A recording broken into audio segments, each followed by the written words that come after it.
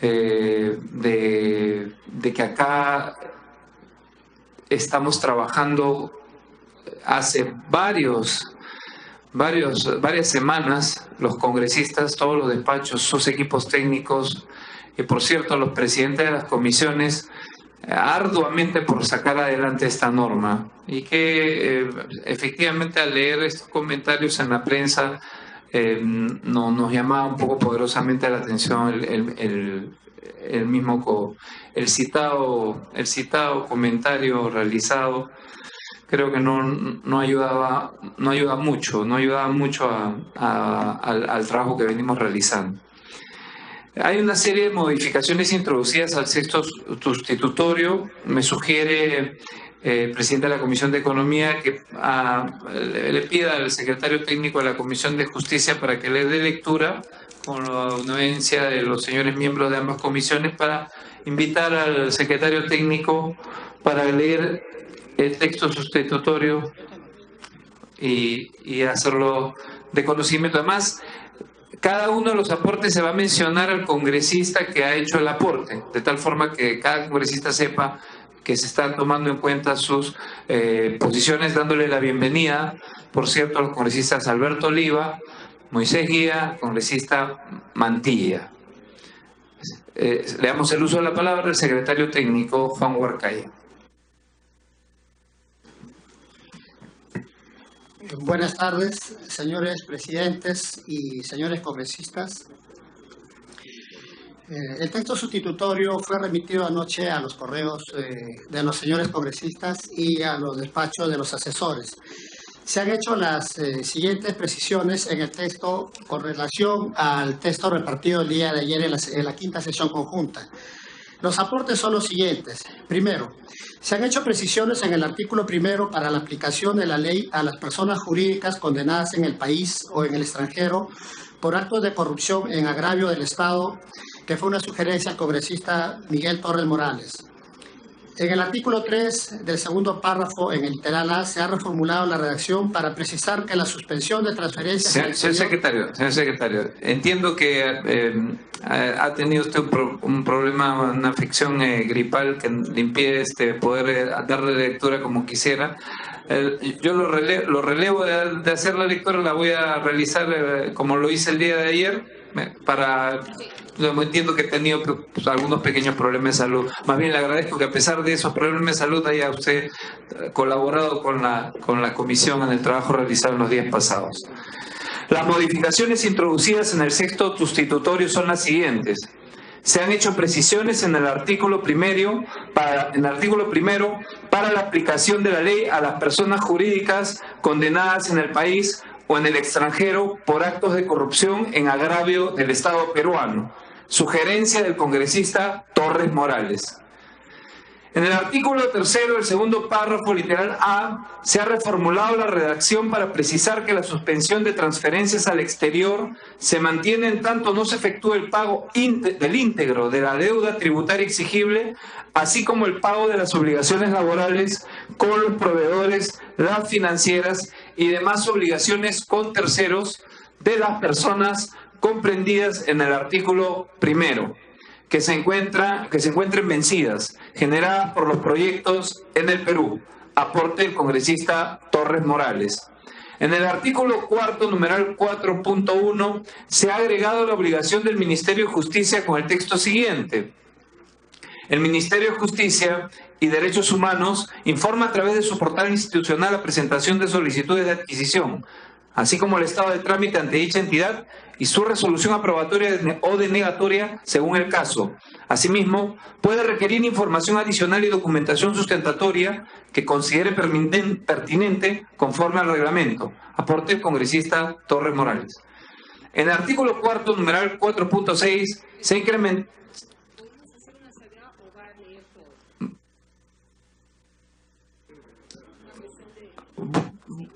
Me permite terminar y de ahí las intervenciones con todo gusto. Congresista Torres, por favor. Discúlpame, Gracias. No, solamente agradecerle que diga tanto mi número, pero en realidad no son mis aportes, son los aportes de la bancada.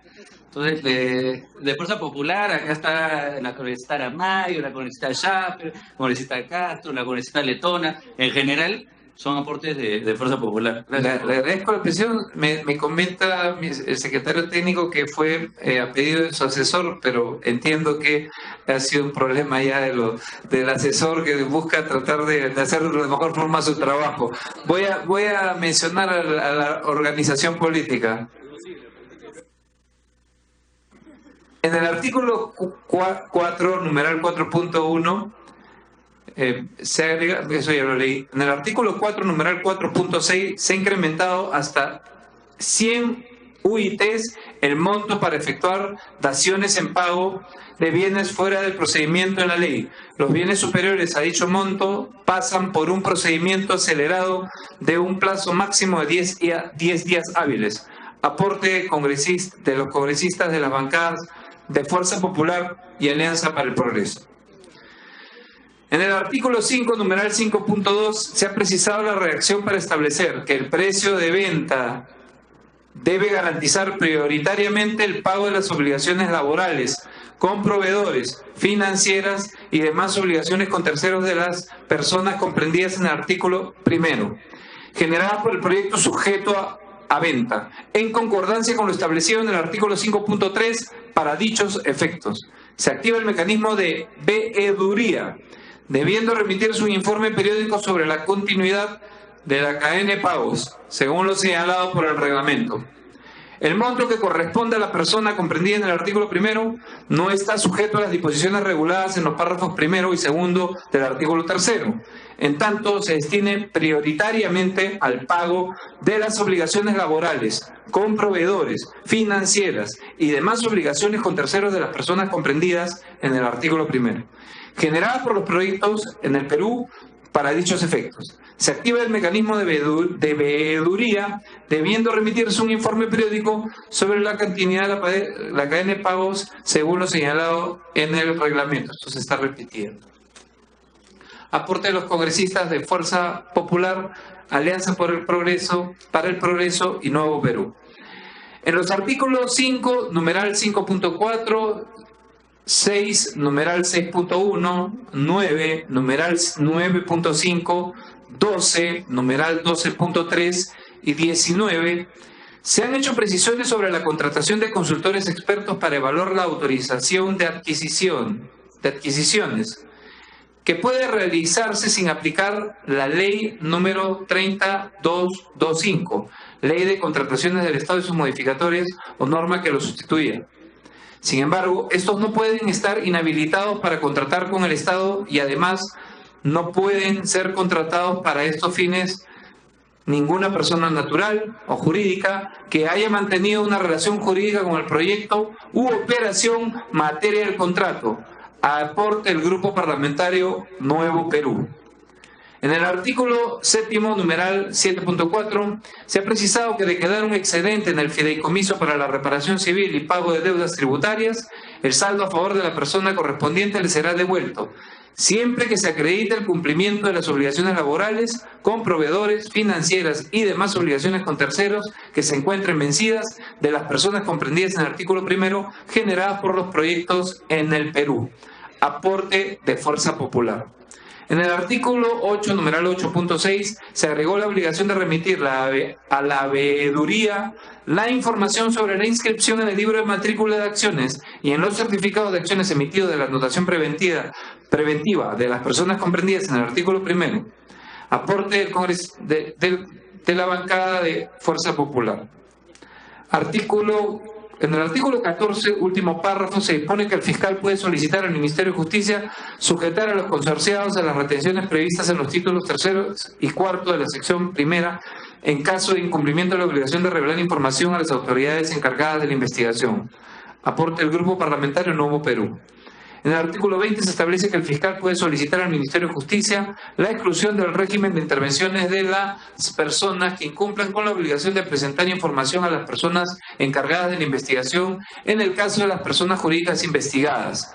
Aporte del Grupo Parlamentario Nuevo Perú. En la tercera disposición complementaria final, segundo párrafo, se ha modificado el tratamiento de la responsabilidad derivada de los actos de corrupción para los consorciados, pasando de una responsabilidad solidaria a una mancomunada. Propuesta de las bancadas de Peruanos por el Cambio, Fuerza Popular y Partido Aprista Peruano.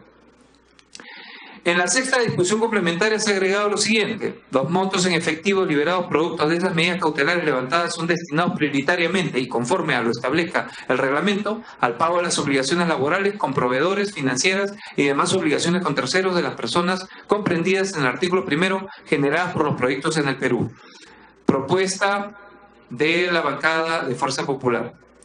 En la 11ª disposición complementaria final se agregó la obligación del Ministerio de Economía de remitir anualmente al Congreso de la República un informe sobre el impacto y aplicación de la presente norma. Dicho informe puede contar con la información previa de las entidades públicas correspondientes, además del Ministerio de Justicia que ya estaba previsto. En la 12ª disposición complementaria final se ha agregado el siguiente párrafo: el control al que se refiere el párrafo anterior se aplica a proyectos cuyo monto de inversión es mayor a 100 millones de soles. Para el financiamiento de dichas actividades se destina un monto equivalente al 1.5 del valor de la inversión hasta un tope de 400 unidades impositivas tributarias, en atención al pedido formulado por la Contraloría General de la República. La disposición complementaria final 13ª ha sido reestructurada en los siguientes términos. 13ª, incentivos a la colaboración eficaz. El Ministerio Público puede celebrar acuerdos de colaboración eficaz con las personas jurídicas o entes jurídicos que desean colaborar efectivamente en las investigaciones a cargo del Ministerio Público, siempre que permita la identificación de los involucrados en los hechos delictivos y la información alcanzada sea eficaz, corroborable y oportuna. La aprobación del acuerdo de colaboración eficaz por parte de los órganos judiciales a criterio del Ministerio Público puede eximir, suspender o reducir a la persona jurídica o ente jurídico de las consecuencias jurídicas derivadas del delito sin que ello implique renuncia a la reparación civil que corresponda. Asimismo, puede eximir, suspender o reducir la aplicación de la presente ley, así como incluir dentro del acuerdo a las personas jurídicas pertenecientes al mismo grupo económico. El acuerdo de colaboración eficaz al que arriba el Ministerio Público con aprobación de los órganos judiciales. El beneficio de inaplicación de los impedimentos previstos en los literales M y N del numeral 11.1 del artículo 11 de la Ley 30.225, Ley de Contrataciones del Estado, al que arriba el Ministerio Público, solo es aplicado bajo las siguientes condiciones. A. Haber cumplido con el total de las obligaciones laborales y sociales exigibles y vencidas con sus trabajadores. B. Haberse comprometido con el cumplimiento de sus obligaciones tributarias en un plazo no mayor a 10 años. Y C. El acuerdo de colaboración eficaz alcanzado debe haber sido aprobado durante la etapa de la investigación penal. Los beneficios a otorgarse como consecuencia del acuerdo de colaboración eficaz que se celebre debe sujetarse al principio de proporcionalidad entre la colaboración y el beneficio que se obtiene, de conformidad con lo dispuesto en el inciso primero del artículo 481 del Código Procesal Penal, en caso que el acuerdo de colaboración eficaz y beneficio sea denegado por el fiscal y desaprobado por el juez. Las declaraciones formuladas por el colaborador se tienen como inexistentes y no pueden ser utilizadas en su contra, por lo que durante el proceso de colaboración eficaz y en caso este sea denegado y desaprobado no puede ser considerado para la aplicación del literal B, numeral 1.1 del artículo primero, el numeral 9.3 del artículo 9 y el numeral 16.4 del artículo 16 de la presente ley. Estas son las modificaciones al texto sustitutorio del dictamen recaído en el proyecto de ley número 2408/2017 del Poder Ejecutivo, remitido por el Poder Ejecutivo. Habiéndose dado lectura de los aportes planteados por los señores congresistas en las diversas bancadas, se ofrece el uso de la palabra a los señores congresistas para el debate correspondiente. Tiene el uso de la palabra el congresista Víctor Andrés García Belaúnde.